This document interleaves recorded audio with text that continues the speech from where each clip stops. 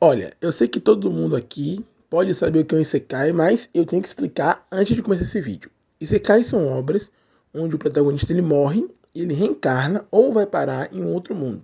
Geralmente um mundo medieval ou um mundo mais voltado para a época medieval, ok? Dito isso, eu tenho que falar que o gênero de Isekai, principalmente animes, é extremamente odiado por todo mundo, por várias polêmicas e por várias decisões estranhas de seus escritores, de seus roteiristas, escritores e desenhistas. Mas eu achei um Isekai que vale a pena de você ler. O Isekai em questão é The Beginning of the End. Eu não vou falar isso tudo de novo, então só vou falar The Beginning a partir de agora. Então, quando eu falar The Beginning, você já sabe que é a obra de The Beginning of the End, ok? Ok. The Beginning of the End, ele é um mangá, um manhwa, no caso, que é um mangá coreano, totalmente digital, ou seja, você pode ler ele pelo Webtoon, se eu não me engano. E ele é um ótimo Isekai. Dito isso, eu quero começar primeiro minha análise, para depois falar por que ele é um Isekai diferente dos outros Isekais. Vai ser assim esse estilo de vídeo hoje. O nosso protagonista se chama Arthur Lewin, ou Art, como ele também é chamado no mangá. Eu vou sempre falar mangá, viu? Ele era um rei de um mundo cyberpunk, pelo que parece, um mundo cyberpunk mais puxado para o medieval, já que tinha armaduras medievais, espadas tecnológicas, porém medievais. Esse Arthur ele era um rei, ele morreu, ele foi envenenado, ele foi assassinado, ele morreu de velhice, ninguém sabe. O que sabe é que ele morreu e ele renasceu nesse mundo medieval com o nome de Art.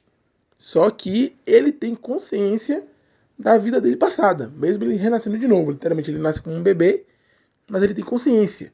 Então, como ele percebeu que ele recebeu essa nova chance, ele começa a estudar desde bebê, né? Já que ele continua com a inteligência, para se tornar um mestre da magia daquele mundo. E já começa daí.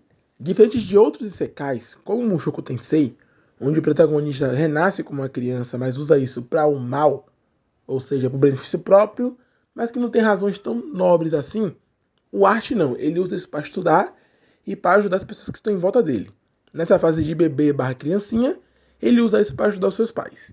Isso é muito interessante porque ele pega os conceitos que ele conhece do mundo dele, como energia e núcleos de energia, e ele usa isso como base para estudar a mana, que é a maneira de poder desse mundo, né?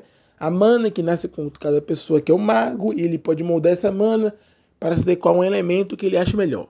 O Art começa a estudar sobre isso, e como ele já veio com memória de uma vida passada, ele adapta a mana dele a um nível tão forte que ele fica apto a usar qualquer tipo de magia. Para você ver como é que o moleque já começa chutado no mundo.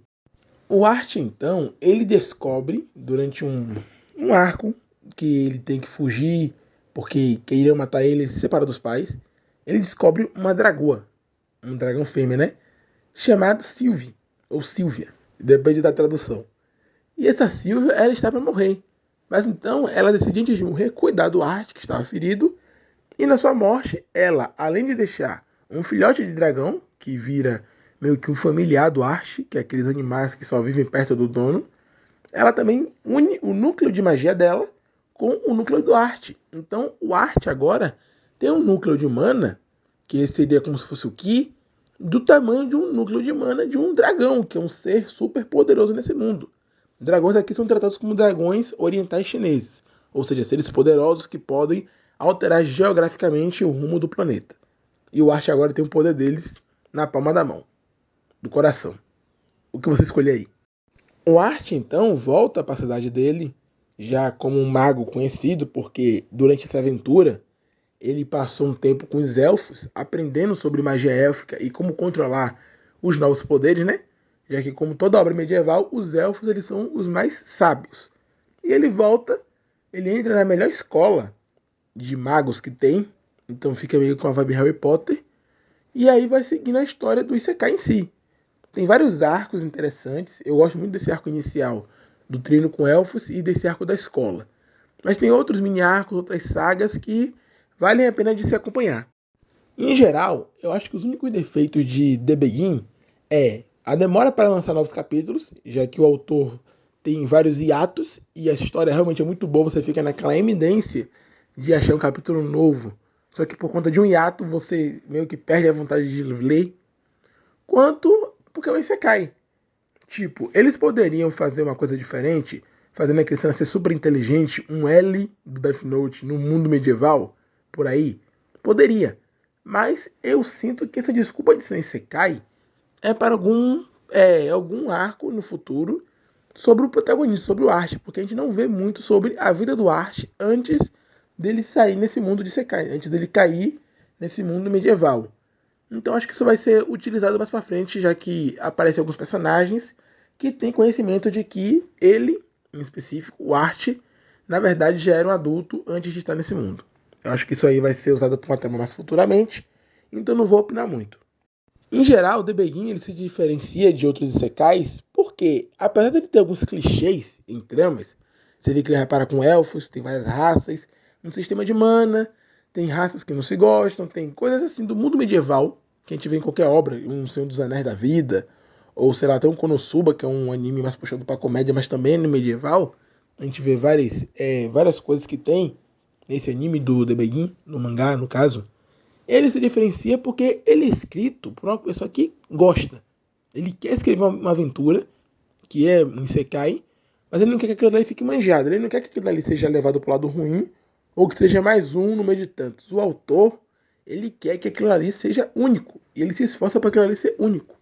Então nós temos arcos como de aventureiros explorando cavernas, que poderia ser muito comédia, poderia ser muito sangrento, poderia ser muito clichê, mas o autor faz aquilo ali de uma maneira que você se surpreende, e mesmo você sabendo coisas que deviam ser comuns, como de repente vai aparecer um monstro que é mais forte do que os protagonistas, é uma coisa que sempre acontece nessas partes de caverna, você se surpreende e você admira o nível da batalha e como ele desenha e roteiriza tudo. Em questão de clichês de Sekai, como lolis ou cenas taradas, basicamente não tem. Alguns podem considerar que tem algumas coisas com loli, mas não.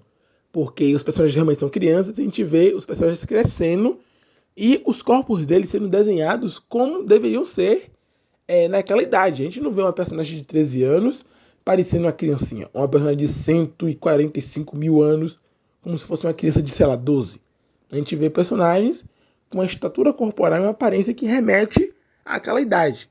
Claro que a gente não vai ver uma pessoa super velha morrendo aos pedaços moribunda. A gente vai ver uma pessoa que aparenta ali tem 60 anos, uns 70, mas na verdade tem 150. É coisa desse nível assim. Mas nada meio que criminoso aos nossos olhos, até os olhos dos japoneses também. Agora a pergunta que não quer calar. Esse Isekai, The Beginning of the End, pode virar um anime? Ou melhor, pode virar um anime bom? Eu digo que sim. Mas é bem complicado. Pelo fato de que ele é um manhwa. E, tipo, deixa eu ver se eu explico isso aqui da forma mais clara. Manhwas são mangás escritos por não japoneses. Só são escritos no continente asiático, como na Coreia ou na China. Mas a maioria dos mangás e animes são produzidos no Japão. E alguns japoneses são bem tradicionais, vou usar esse termo, com suas obras. Então, muito dificilmente nós vamos ver um manhwa virar anime. Um que eu posso lembrar aqui agora, que já virou anime, foi Solo Leveling. Mas mesmo assim, ele teve alterações gritantes, principalmente nos nomes dos personagens e nas referências. Foram adaptadas para se adicionar mais coisas japonesas do que coreanas, que é de onde o mangá vem. Então isso aí pode ser um problema, pois a gente não sabe se o criador vai concordar com essas mudanças ou não. Se você apostar em algum estúdio para fazer um anime de The Begin, seria a Ufotable, a que faz Kimetsu. Por quê? Pelo traço e técnica de animação. A Ufotable, ela faz Kimetsu ou Demon Slayer com perfeição. Todos os traços e as inspirações são bem melhoradas e aprimoradas. Eles sabem quando adicionar ou estender alguma ceninha. Eles sabem dar um tchan numa coisa que já está boa, que no caso é o mangá de Kimetsu, que apesar de muitos criticarem, eu já fiz até vídeo falando que o mangá é bom até o final. Não é aquele melhor final, mas é um final bom. Enfim. Então eu acredito que se eles pegassem The Beginning of the End para transformar em um anime, seria um bom anime, seria estilo Kimetsu, porque as cenas de magia de The Begin são nível Kimetsu com as inspirações. São cenas que são desenhadas lindamente ou são desenhadas com aquele tom mais de pintura. Mas no caso de The Begin, são pinturas mais focadas na pintura atual, com cores e degradês de cores e efeitos nas magias do que em pinturas tradicionais como Kimetsu. Mas eu acredito que se a Ufotable pegasse para fazer um anime de The Begin daria bom, né? Já estão fazendo por aí um anime de Kaiju no Berete, que eu jurava que não ia virar anime. Então, sonhar é o que nos resta. Mas você já conhece esse anime? Se não, comente aí o que vocês acharam dele só pela minha introdução a esse anime. Espero que vocês tenham gostado do vídeo. Por favor, deixe um like e compartilhe para alguém que não conhece ou que queira ver um Isekai bom. Eu espero que vocês leiam esse mangá, porque ele realmente é muito bom. E eu espero que vocês venham aqui nos comentários falar um pouco sobre o que vocês acharam do vídeo e também desse mangá. Se vocês já tinham ouvido falar dele em algum outro lugar e tudo mais. Mas por fim, eu espero que vocês tenham gostado do vídeo. Já falei para deixar o like, né? Então deixa um like aí. Compartilhe com alguém que você acha que pode gostar de Isekai. Se você quiser acompanhar o canal, temos vídeos aqui todas as sexta-feira, sempre às 6 horas. Se tiver alguma coisa que impeça de eu lançar vídeo às 6 horas, eu sempre aviso na aba comunidade. E é isso. Até o próximo vídeo e tchau.